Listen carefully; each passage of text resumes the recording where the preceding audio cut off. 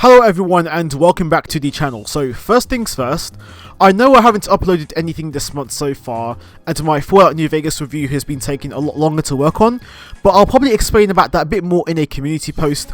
But what I'm going to talk about today in this video is the Xbox Series X. So anyone who saw the community post that I posted last week probably knows it by this point. I finally pulled the trigger on that console after quite a few months of contemplating whether to buy it or not. And when I unboxed that console for the very first time, it felt like a really nice experience to do so. It just feels premium, it screams premium, and it's such a well-built machine from top to bottom, and it's an absolutely amazing first impression from Microsoft, to be really honest. And setting it up was very fast, through my phone really. So the most amazing thing about moving to the Series X was that everything felt so seamless. All of my cloud saves switched straight to my console along with all of my games and stuff. This is an Xbox masterclass right there, bro. I'm really impressed. And I originally had the Xbox Series S for the last 2.5 years. That console was an absolute blast to use as someone who never really had an Xbox before.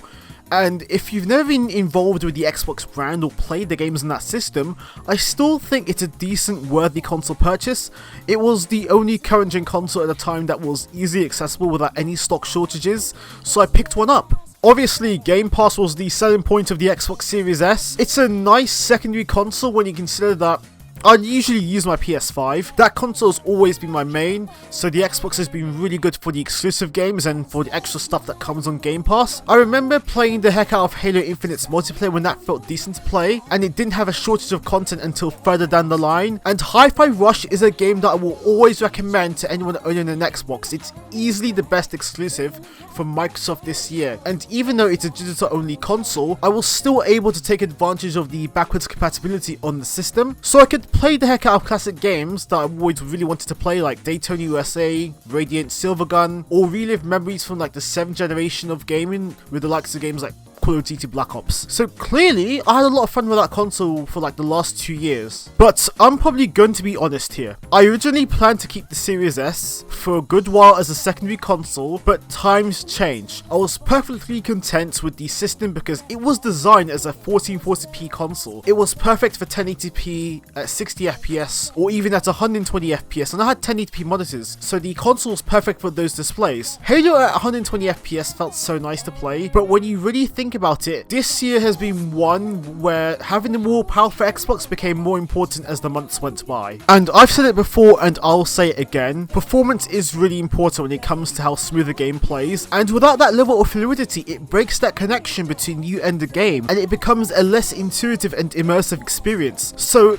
at this point really, save for games on Switch or older last gen games that haven't been patched, most games that I play now all run at 60 FPS or over. The difference that it makes in fluidity and response and latency is crazy. Any game that offers the 60 FPS or 120 FPS performance modes, I will always pick that mode. I will always pick the performance mode, unless I'm sure that the visual modes will not compromise the overall performance level of the game. So this is part of why I've been enjoying these consoles so much, because we get that choice, and it's clear that what the best one is, honestly. It's subjective for everyone. Some people prefer having the best visuals, and some people would prefer having a smoother, faster experience with these better frame rates. And I'm finding myself to fall out of that demographic with the Xbox Series S and into the very demographic that buys into the Xbox Series X. When I played that console for the very first time, I immediately decided to install that tech demo that Microsoft produced when they launched the Xbox One X a few years ago. It's called Insects. And on the Xbox Series X, you get that toggle for 4K to enable that increased level of detail and immersion on the console. And even on the 1080p screen, you could see that level of clarity, that level of visual fidelity with that ladybird versus native 1080p. And it's an absolutely nice upgrade over the Series S, just for the extra power and visual fidelity that you're getting. And I'm impressed. I'm that impressed to the point where I'm actually wanting a 4K TV or even a monitor for an upgrade at some point, so that I can take advantage of the increased detail on both my PS5 and my Xbox Series X. Continuing with the performance conversation, it's becoming more clear that the Xbox Series S has started to fall behind in terms of overall performance for the newest games. Microsoft, they were talking about both consoles having the same experience, so the only difference you're getting is the resolution being rendered on the screen. But if anyone's been following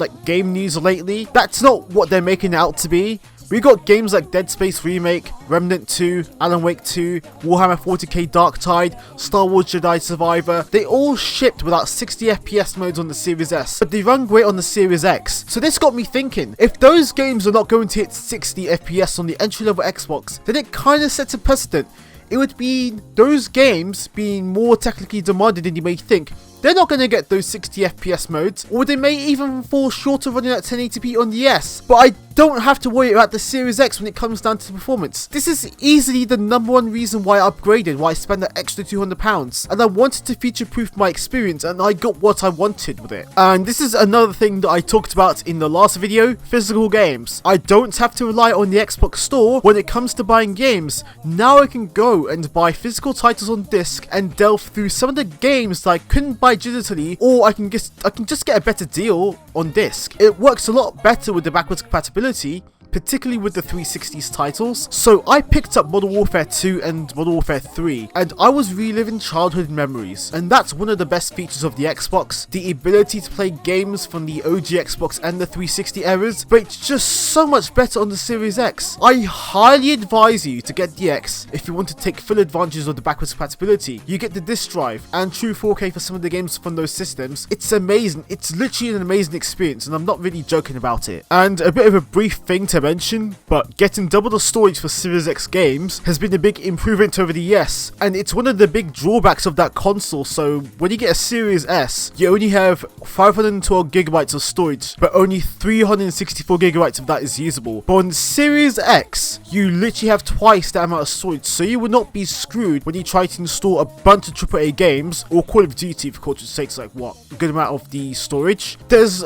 not a whole lot really I can say about that, to be honest, apart from the fact that the Xbox Series X also has the ability to have those 4K assets, where you can also shrink the games in case you don't really need it. But yeah, and eventually when I can get a 4K display, and this is concerning the channel, I feel that could definitely be helpful for capturing gameplay, because I can finally get videos out in 4K, and the Series X definitely brings the Xbox up to that standard at least. When it all boils down to it, that's really all I have to say about the Series X. It's just a lovely console. It has all the main features you can expect with the Series S, like Game Pass, Quick Resume, but the visual and performance leap you receive for the X is just, I'm super impressed. It's definitely a worthy upgrade, especially if you have a 4K TV, but even if you're running off 1080p like I am, you can still tell that there's a difference visually. If I really had to say a few words about this console, it's worth every penny. Just get it. Just buy it. Thank you so much for watching this video. If you enjoyed the video, please like, comment, or subscribe to the channel. It's really appreciated. And if you want more updates on future videos, you can join the Discord server or follow my Twitter. Thank you very much for watching, and I'll see you in the next one.